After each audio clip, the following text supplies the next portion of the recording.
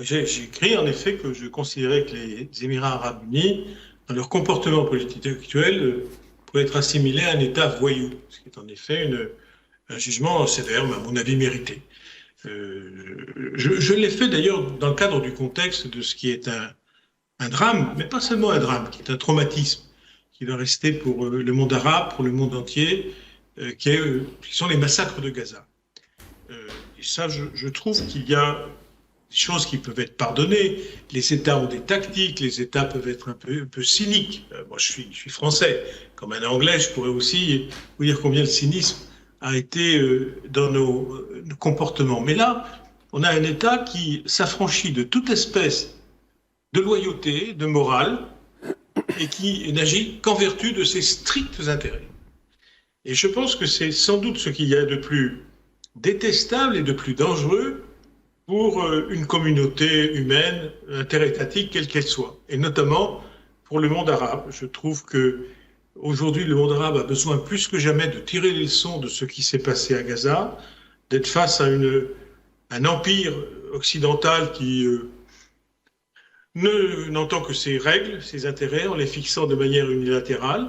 Je considère que l'expansionnisme d'Israël est agressif et peut être d'ailleurs mis au compte d'un expansionnisme occidental qui ne l'amènera pas forcément bien loin.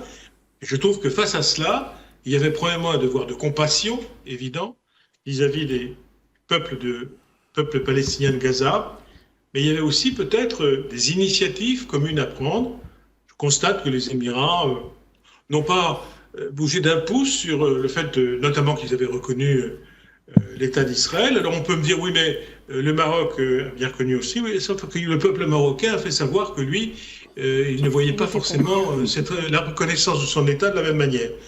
Et donc, là où il y avait notamment une attitude intransigeante, très ferme, qui a été remarquable et qu'il faut saluer de l'Algérie lorsqu'elle présidait le Conseil de sécurité, on a eu ces comportements vraiment vicieux d'un État qui ne se contente pas d'ailleurs à cette occasion d'avoir manqué à ses obligations de solidarité vis-à-vis du monde arabe, vis-à-vis de ce peuple, mais qui, dans de multiples occurrences, démontre qu'il choisit toujours le trouble, toujours le désordre, pour rajouter du trouble au trouble, du désordre au désordre, qui n'agit jamais dans l'intérêt général. Alors, tout État n'intervient jamais complètement dans l'intérêt général, mais de là à complètement se départir de ce souci, je pense que, en effet, des limites sont franchies. Et je trouve, malgré tout, on en reparlera peut-être, que l'amorce peut-être de relations reprises et qui, espérons, ne le seront pas que tactiques, parce que c'est quand même la tactique souvent